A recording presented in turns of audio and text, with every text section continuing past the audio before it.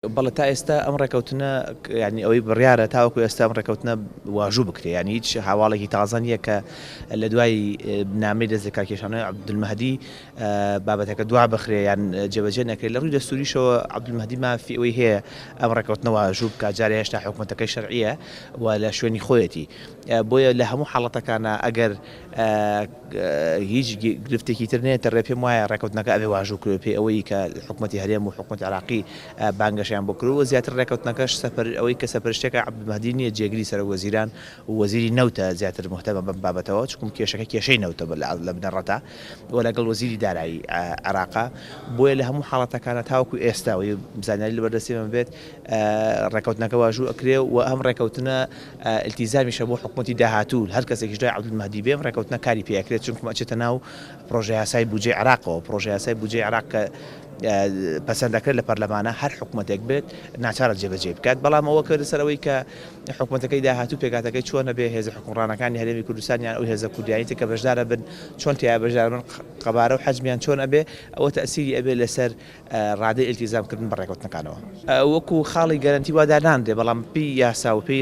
ڕێکارەکانی ئەنجومەنی وەزیران و پێی دەستوری عێراقی هەر کە سەرۆکوەزیرێک ڕێکەوتنێک واژووەکە بۆ سەرۆکوەزیرەکەی داهاتوو ئیلتیزامی هەیە ئەگەر هەڵینەوە شێنێتەوە. بە تایبەتی ئەم ڕێکەوتنە بەشێکە بێت لە پرۆژەی یاسای بودجە لە بودجەی عێراق، واتە پەرلەمانیش ئێمەش دەورمان هەیەتیایە دوای ئەوەی کە لە حکوومەت ڕەوانە ئەکرێ بۆ ئێمە ڕۆڵی سەرەکیمانە بێتیایە و هەر بابەتێکیش پەیوەندی بە یاسای بودجە هەبێ هیچ سەرۆکوەزیرێک ناتوانێت لێی لابدات، بەڵام تەئسیری ئەبێت لەوەی کە سەرۆکوەزیری داهاتوو ئایا بە هەمان شێوە کار ئاسانیەکە بۆ مامەڵەکردن و گفتوگۆکردن لەگەڵ هەرێمی کوردستانە، چونکە ئەمە بەوە یەک ساڵە ئەم ڕێکەوتنی یەک جارێکی نییە. خۆی گرفتەکە لەگەڵ ناکۆکی دەستوری هەیە لەسەر شێوازی ئیدارەدانی نەوت و سەرۆت و سامان و هەرێمی کوردستان و عێراق لە دادگای دەستوری چەند کەیسێکیان هەیە لە دژی یەکتر، بۆیە ئەمە بەشێکی دەستوریە، بەشێکیشی پەیوەندی بە ناشەفافی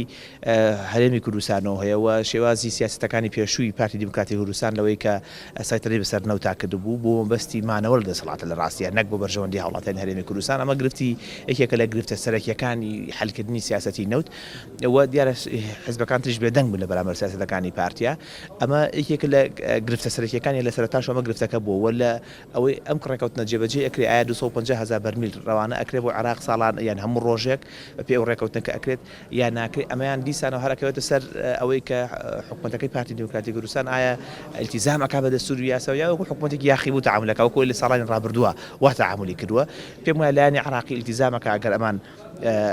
ئەو واژووی خۆیان ڕێزی لێ بگرن و لە ساڵانی ڕابردووشە تەنها کێشەی سەرەکیەکە ئەمان بوون کە ئیلتیزامیان بە ناردنی 250,000 بەرمیلەوە نەکردووە،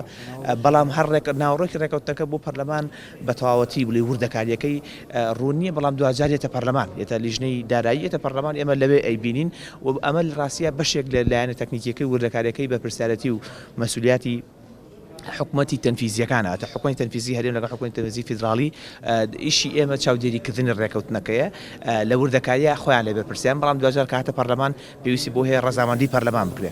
ئەوەی کە هەیە وێنە گشتێکە لە بەرامبەر ناردنی 11 تریلیۆن دینار بودجە بۆ هەرێمی کوردستان و لەگەڵەوەی کە حکوومەتی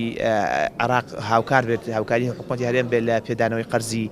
کۆمپانیاکان یا کری دەرهێنانی نەوت و فرۆشتنی نەوت و لەگەڵ ئەو بەشەی کە بۆ پێشمەرگە دادرێت ڕێژەیەک بۆ پێشمەرگە دادرێتە بەکۆی گشتی نزیکەی مانگی 1 ملیار دۆلار دێتە هەرێمی کوردستان کەەوە بۆ ئابووری کوردستان گرنگە لە قەرزە نێودەوڵەتیەکان هەرێمی کوردستان بەشی ئەبێ